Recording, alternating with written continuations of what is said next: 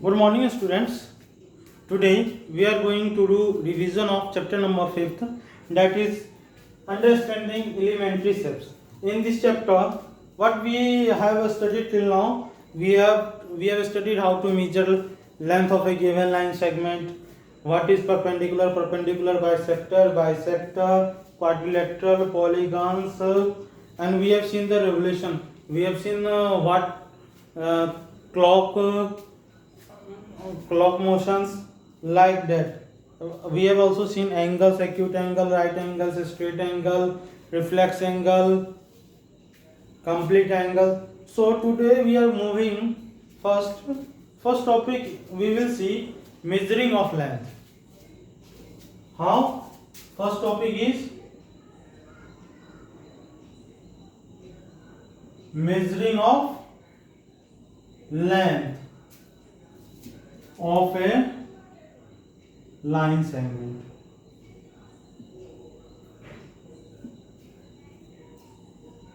यानी हम सबसे पहले किसी देखेंगे कि लेंथ मीजर कंपैरिजन जो लाइन सेगमेंट है, क्योंकि लाइन और रे का डिस्टेंस फिक्स नहीं होता है. डिस्टेंस किसका फिक्स होता है? लाइन सेगमेंट का, जिसके पास दो टर्मिनेटिंग एंड है. तो what is the length of length? What will be the length? The distance between two terminating point. जो टर्मिनेटिंग पॉइंट के बीच में जो डिस्टेंस है उसको हम लोग लेंथ बोलते हैं. क्या बोलते हैं? Length. So we can write the distance between two end point of line segment is known as its length. The distance between two end point of a line segment is known as its length. यानी मान लीजिए ये suppose we are considering this is point and a point A B. इसके बीच में जो ये distance होगा d, वो होगा इसका length. And now how we will comparison to given line segment where which one is smaller, which one is bigger. पहला देखो, सपोज ये टू लाइन है, तो there are three ways to make comparison whether the given line segment is smaller and bigger. First one is by observation.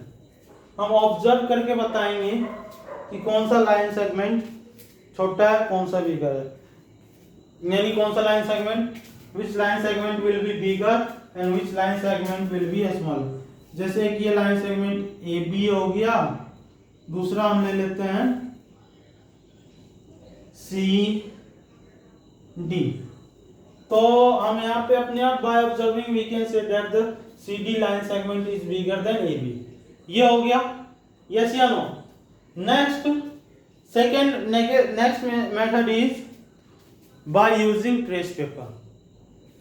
Trace paper में क्या होता है? Trace paper it is just like normal paper, but when you will move a trace paper over line segment you have to use pencil to trace the that line segment.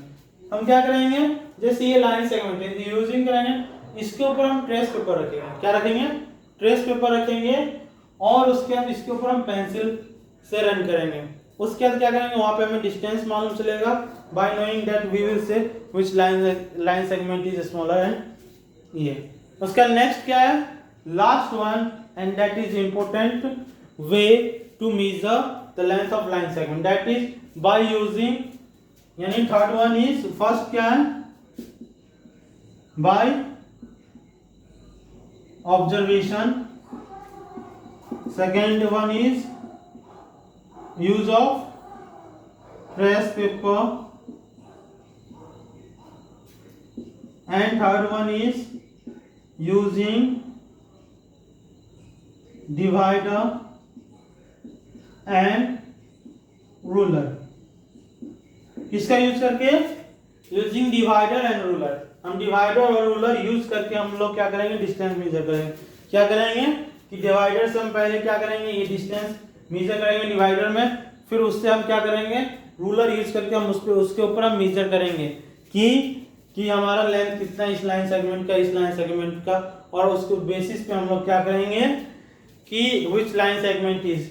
तो हमने line segment के बारे में पढ़ लिया, उसके length के बारे में पढ़ लिया कि हम कैसे कंपैरिजन करेंगे। You already know what is the difference between line segment and rail. Now moving on, next topic.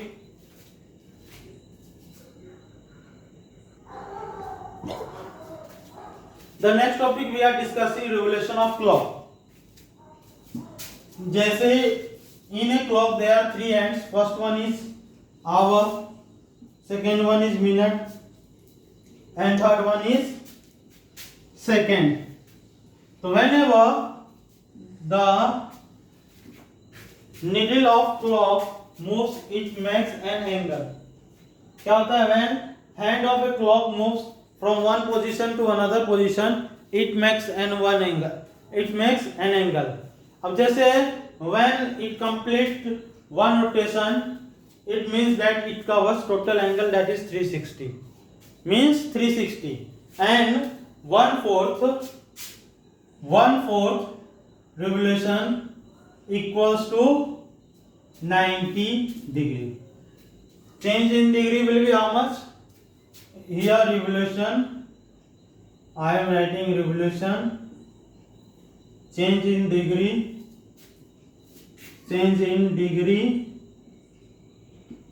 and change in hour. Hour में कितने चेंज होते हैं? Change in hours.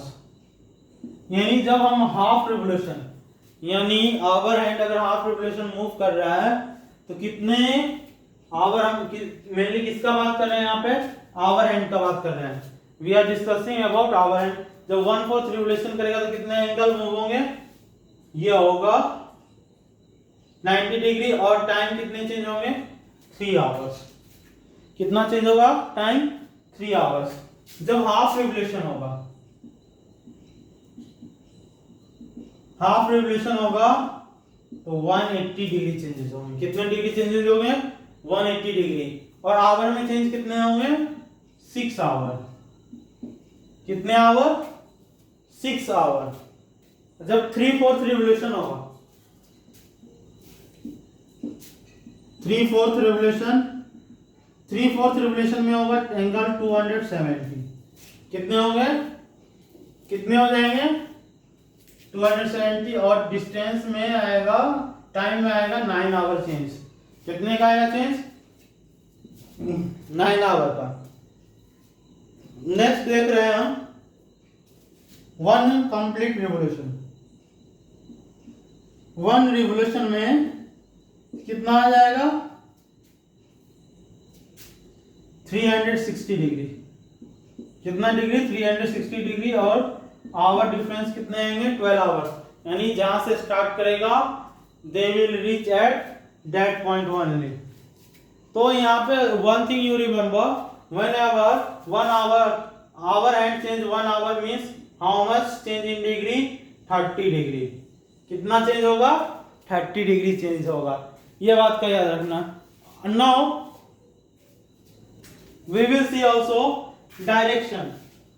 Direction, in which direction you are facing? Clockwise, anti-clockwise, it depends. So for discussing in which direction you will face, just make the diagram. How? Just draw like this and this, and you always mark this top one as north and its opposite will be south, and the right of north will be east and this will be west. See, whenever there is half rotation आएगा, then in that case you does not care about it is clockwise or anti-clockwise. Clockwise means the direction of how the hour hand of clocks moves, same direction as the clock hour hand, and anti-clockwise means opposite of the given direction. जब half revolution होगा उस case में हमें कुछ नहीं होगा। Whenever it has been asked you half revolution means just you say the opposite. Suppose we are at north, कहाँ पे हम लोग नॉर्थ, तो हाफ रिवोल्यूशन के पास कहाँ आएंगे, साउथ में आएंगे। अगर ईस्ट में है तो वेस्ट में, साउथ में है तो नॉर्थ में, और वेस्ट में है तो ईस्ट में। 1/4 clockwise means you have to move in right direction, और एंटी क्लॉकवाइज हो जाएगा then you have to move in the direction of left direction. You must follow the direction that will be left direction. ये हो गया direction related. And you must remember कि 1/4 और 3/4 में ही हमें एंटी क्लॉकवाइज और क्लॉकवाइज का ध्यान देना है, हाफ के लिए हमें नहीं ध्यान देना है। Understood? Now we will see angles.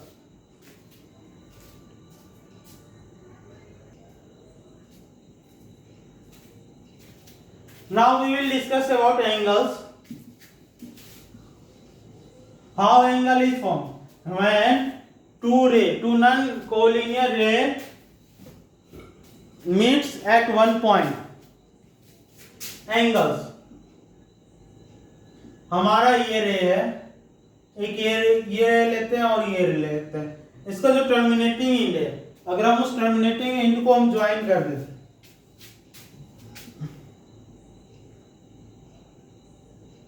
हमने ये ज्वाइन कर दिया तो ये एंगल फॉर्म हो जाएगा ए बी सी। इसका नेम हो जाएगा एंगल ए बी सी या और एंगल सी बी ए। ये हो गया। तो एंगल्स में हमें यहाँ पे क्या क्या पढ़ना है।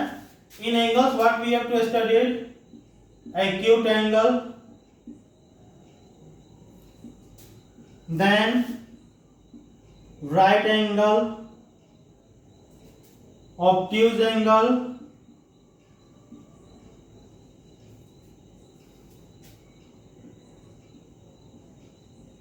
Straight angle,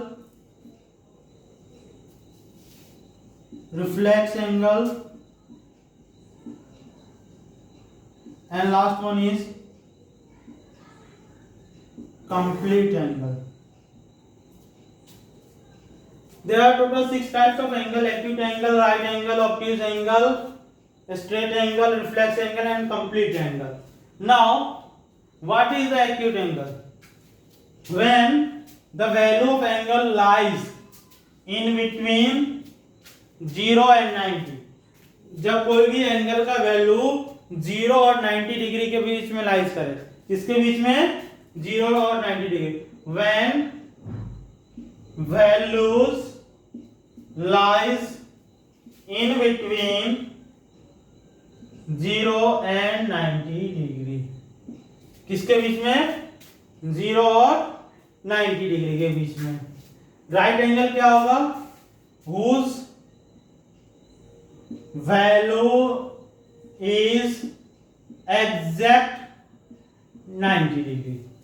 Right angle means 90 degree. Obtuse angle क्या होगा, those angle whose value lies in between 90 and 180, more than 90 but less than, those angle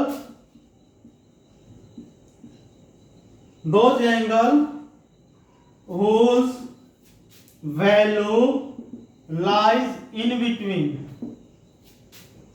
90 degree and 180 degree, किसके बीच में, 90 डिग्री एंड 180 डिग्री के बीच में।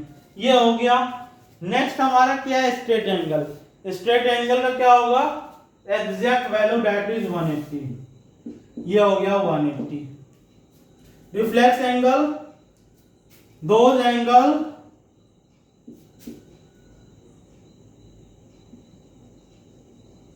whose value lies in between, किसके, in between 180 and 360, किसके बीच में, 180 और 360 के बीच में जो वैल्यू लाइज करेगा वो रिफ्लेक्स एंगल होगा, और complete angle is 360 degree. Reflex angle हम कैसे फाइंड करेंगे, there is a formula for finding reflex angle.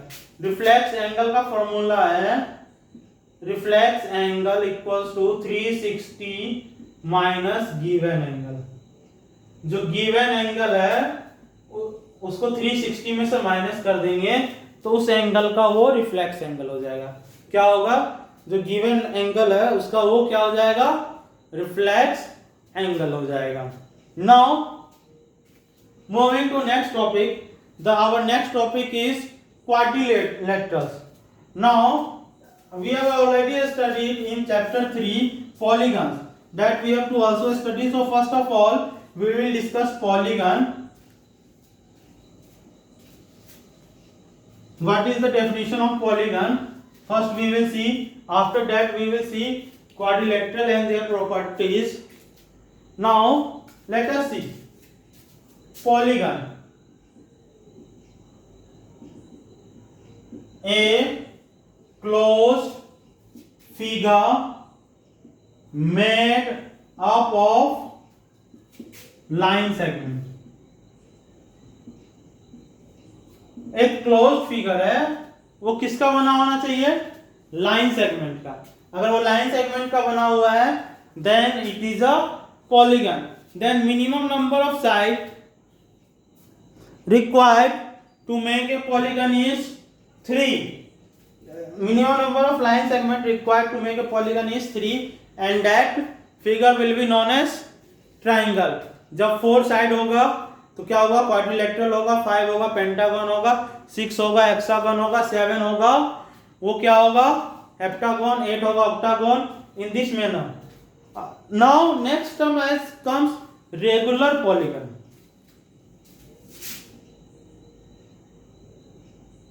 Regular polygon. Regular polygon क्या होता है?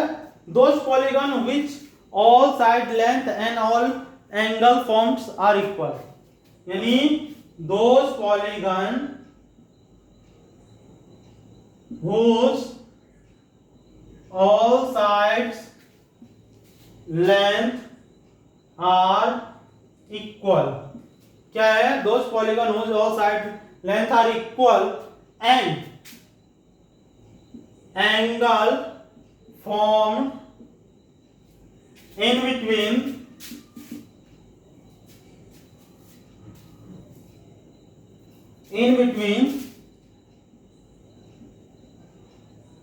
line segment are equal. क्या होना चाहिए? उनके बीच में जो एंगल फॉर्म होना चाहिए वो इक्वल होना चाहिए। How the angle of polygon is given? Angle of polygon is given by n minus 2 multiply 180.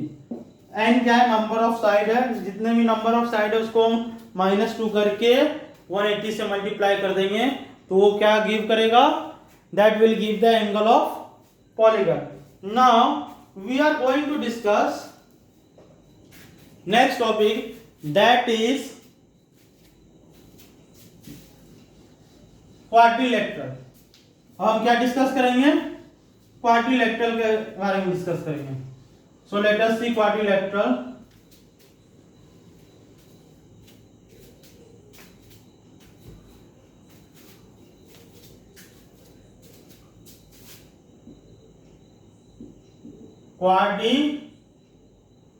Quadrilaterals. Quadrilaterals क्या है? एक close figure made of 4 line segment. क्या होगा? एक quadrilateral made of 4 line segment. कितने लाइन सेगमेंट क्या होंगे? 4. Total angle कितना होगा? Total angle sum of 360. Sum of all angle will be 360. Number of diagonals 2 होंगे. वर्टेक्स क्या होगा? 4 होंगे. एज कितने होंगे? एज भी 4 होंगे. ये हो गया. अब आते हैं कि types of quadrilateral. There are total 6 types of quadrilateral.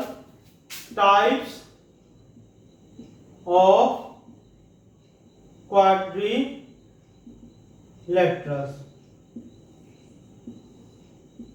First है parallelogram, second rectangle, rhombus, square, trapezium and kite. तो पैरेललोग्राम में हम बात करते हैं।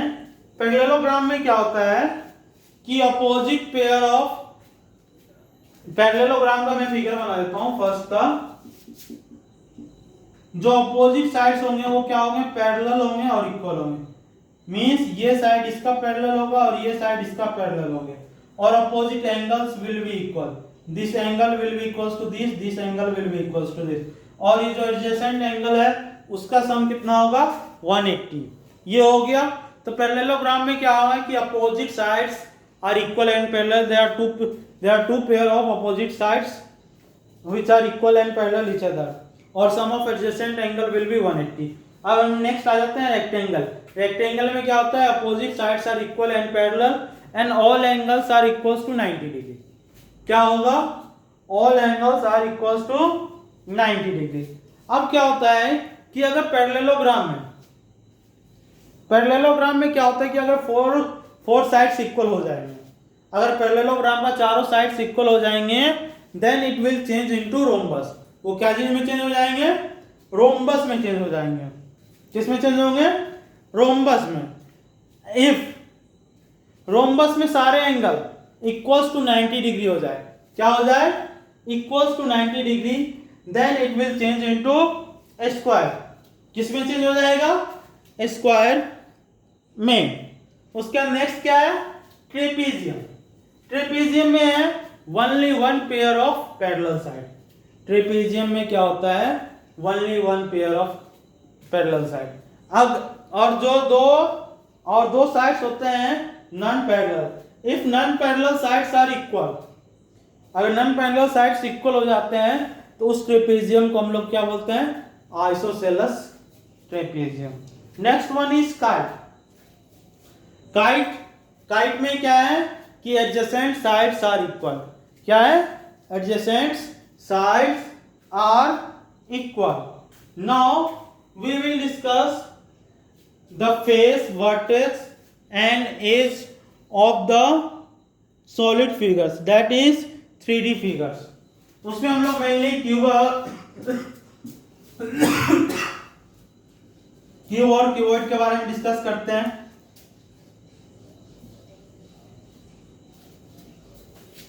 सबसे पहले हम लेते हैं क्यूब। 3D फिगर में हम सबसे पहले किसके बारे में डिस्कस करते हैं, क्यूब और क्यूबॉइड। क्यूब और क्यूबॉइड में डिफरेंस क्या है कि क्यूब में length, breadth, heights all are equal in length, but in cuboid क्या होता है, लेंथ, ब्रेथ, हाइट उसमें से कोई एक भी या दो या तीनों अलग अलग हो सकते हैं। ये हो गया। तो क्यूब हम एक क्यूब बना देते हैं।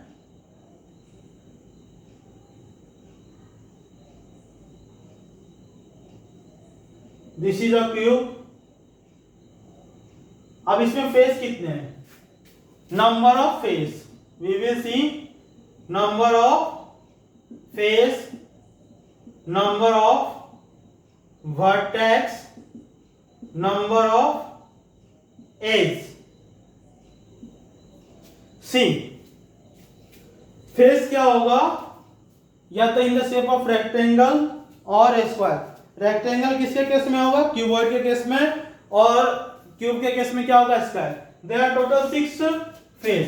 दिस इज 1, इसके सामने वाला अपोजिट 2, दिस इज 3, इसके अपोजिट में 4, टॉप 1 5 एंड 6। क्या होगा, टोटल नंबर ऑफ फेस कितने हैं, 6। व्हाट इज वर्टेक्स, जो सॉलिड फिगर है क्यूब और क्यूबॉइड में जहां पे वर्टेक्स हम किसको डिफाइन किए हैं, the place where 3 face meet each other, जहां पे 3 फेस मीट कर रहा है। जैसे अगर हम ये वाला फेस, ये वाला फेस, ये वाला फेस करें तो this place they are meeting. Suppose this face नीचे वाला, साइड वाला और ये फ्रंट वाला, तो ये so total there is 8 vertex. कितने वर्टेक्स हैं? 8। और उसके बाद edge is where the line segment where two faces meet each other. कितने फेस कहाँ?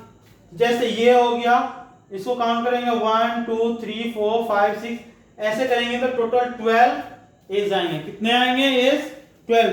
It is similar for the cuboid also. So today what we have studied how to compare the line segments, then we have moved to the rotation of clock, after that we have seen angles, then polygon and quadrilateral, and we have seen the face of and vertex and edge of the cube. Some topics like prism, polyhedron, these are remaining, so we will discuss in next video lecture. Thank you. Have a nice day.